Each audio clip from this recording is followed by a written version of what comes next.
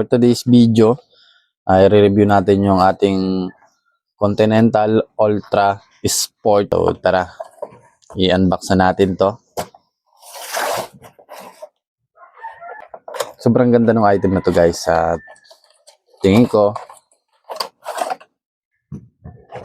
ay maganda to sa aking bike. So, hindi ko na muna siya tatanggalin sa pagkakapold. So, sapat na siguro to para makita ng iba.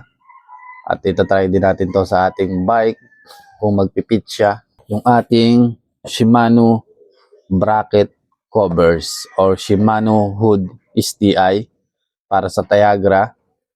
STI ng Tiagra for 700. So tara, i-unbox natin to.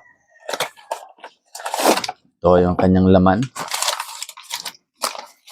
Kasi sira na yung aking hood, kaya papalitan ko siya ng bago. Ayan. So bagong-bago, walang damage, makintab-kintab pa at makinis. Ayan.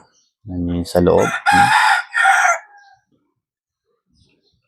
So, yun lang guys. Maraming salamat sa pagsubaybay sa aking mga video.